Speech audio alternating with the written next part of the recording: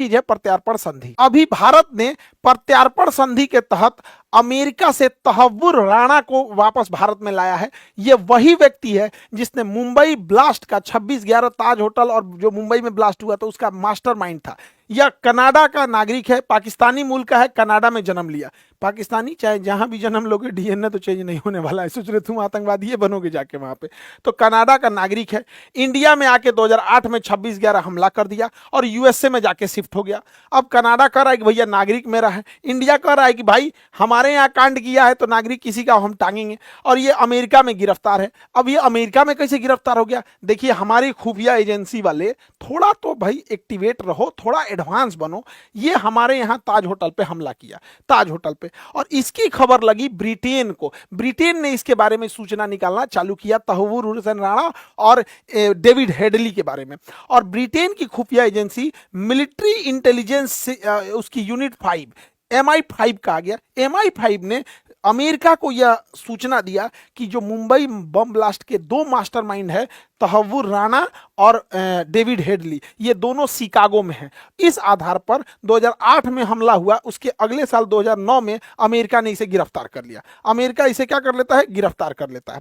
अब देखिए, ये रहने वाला है कनाडा का, कांड करता है इंडिया में, गिरफ्तार होता है अमेरिका में, और भारत और अमेरिका के बीच में 1997 में ही प्रत्यार्पण संधि एक्स्ट्राडिशन ट्रीटी साइन हो गई थी। और इस ट्रीटी के आर्टिकल 8 के तहत अमेरिका जो है वो हमारे कैदियों को वापस भारत को सौंपेगा। तहव्वुर राणा इतना खतरनाक आदमी था, इसने एक अमेरिकी मूल के व्यक्ति को हायर किया जिसका नाम था डेविड हेडली। डेविड हेडली ही वो व्यक्ति था जो मुंबई आया था। इस पर भारतीय खुफिया एजेंसी, अमेरिकी खुफिया एजेंसी तथा ब्रिटेन की खुफिया एजेंसी को पहले से डाउट था, लेकिन तहव्वुर राणा ने कह दिया कि यह व्यक्ति इमिग्रेशन सेंटर चलाता है, यानी विदेश में किसी को आने ले जाने वाला एजेंट है, तो इसे तो बहुत बार आना जाना रहेगा ही। और तहव्वुर राणा के कहने पे डेविड हेडली ने मुंबई के कैफे लियोपोल्ड हो, नरीमन पॉइंट हो, या चबल हाउस हो, या छत्रपति शिवाजी टर्मिनल हो, या मुंबई का ताज होटल हो, नरीमन पॉइंट हो, Oberoi hotel, Trident hotel,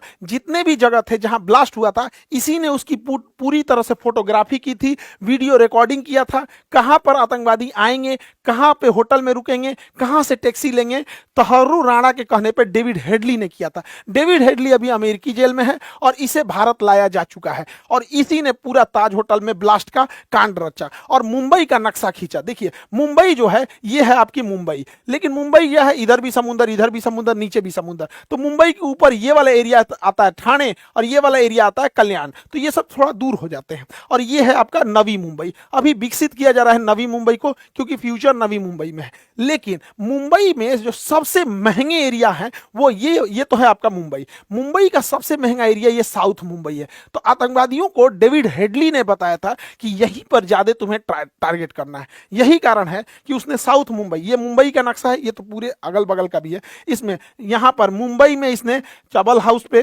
cafe Leopold जहां यहूदी हैं, ताज होटल के सामने यहां पर ओबराय होटल, ट्राइडेंट होटल, यहां पर पूरा मारधार मचा दिया। और यहीं पे आतंकवादी कामा हॉस्पिटल में घुस गए, छत्रपति शिवाजी महाराज टर्मिनल पे हमला कर दिया। ये सारा प्लानिंग डेविड हेडली का था जो जेल में है, और डेविड हेडली का जो गुरु था वो तहव्वुर राणा। भारत ने उसे अपने अमेरिका से एक्स्ट्राडिशन संधि के तहत वापस बुला लिया है। तहव्वुर राणा के वकील ने अमेरिका सरकार पर इतना प्रेशर बनाया कि इसे भारत नहीं भेजा जाए। कहा कि भारत में इसको मार दिया जाएगा, नहीं इज्जत न किया जाएगा इसको, तो भारत में इसे ना भेजने के लिए इसने कहा, वकील ने, अमेरिका सरकार से कि इसको 33 गो बीमारी है, 33 गो। ब्रेन में कोई प्रॉब्लम है तो माइग्रेन है, फेफड़ा में अस्थमा है, ब्रोंकाइटिस है, टीबी है, और इसको थायराइड का दिक्कत है, प्रोस्टेट का दिक्कत है, इसको 33 गो बीमारी बनाया कि क्रोनिक डिजीज है, बहुत 33 गो बीमारी जोड़वा दिया। लेकिन भाई साहब ये तो ट्रंप है, ट्रंप का बातें अलग है ट्रंप का नहीं, इसको भारत भेजना है। ट्रंप ने इनके वकील की एक भी बात नहीं सुनी और भारत भेज दिया गया। इसके वकील ने कहा कि भारतीय जेल की स्थिति अच्छी नहीं है और वहां पर जो सरकार है वो इतना इसका ध्यान नहीं रखेगी। अरे वकील साहब, राणा जी आपको क्या कहें, गलती मारे से हो गई, अब देखो ध्यान से। वकील साहब को क्या बताएं कि भारत में अभी नरेंद्र मोदी है, तो कुछ हद तक इनके साथ उतना ज्यादा नहीं होगा। कहियो जो योगी आदित्यनाथ रहते, ऑन कैमरा गाड़ी पलट जाती, कोई कुछ नहीं कर पाता, चाहे ट्रंप होते चाहे कुछ भी।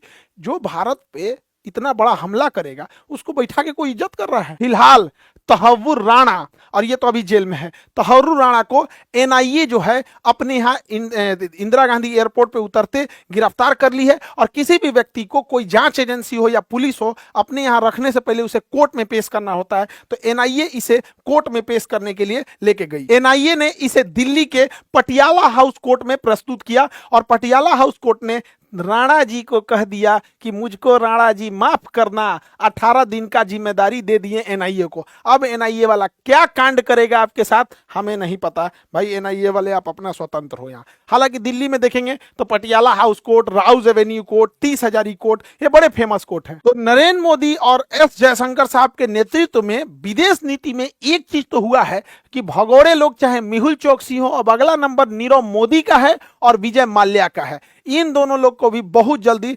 एक्स्ट्राडिशन संधि, प्रत्यार्पण संधि के तहत वापस लाया जा रहा है।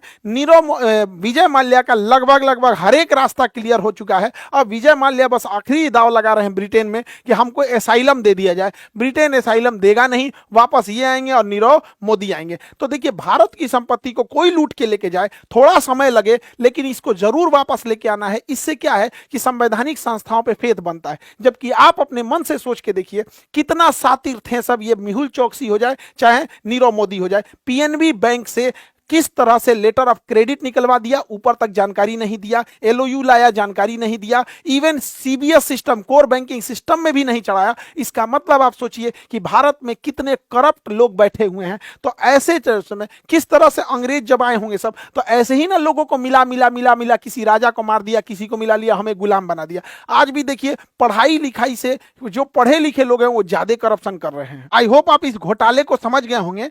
और नीट और जेई वाले जो स्टूडेंट है, कोटा के जितने बेस्ट फैकल्टी थे उन लोगों को जोड़कर हम लोगों ने ऑफलाइन भी स्टार्ट कर दिया, चाहे वो गुवाहाटी हो, प्रयागराज हो, दिल्ली हो, देहरादून हो। तो इन जगहों पे स्टार्ट हो गए हैं एकदम मिनिमम फी में। और अभी आपका 21, 22, 23 लगातार बैचेज स्टार्ट है यहाँ पे। तो जो भी बच्चे हैं, खास करके गार्जियन लोग, आपका पैसा और बच्चों का भविष्य बर्बाद ना हो, क्योंकि अब बहुत ज़्यादा जरूरत नहीं है आपको कोटा जाने की। और जो कंपटीशन वाले बच्चे हैं, आप लोग का रेलवे वाले बच्चों के लिए जो एएलपी का बैच है वो 24 तारीख से स्टार्ट हो गया है। ऑनलाइन इसे ले सकते हैं। और पॉकेट जीके में तो मेरे ख्याल से जगह भी नहीं बचा होगा, ये भी स्टार्ट हो गया है। तो आपको जो भी सहूलियत लगे आप उस हिसाब से जुड़ सकते हैं। आई होप आप टॉपिक को समझ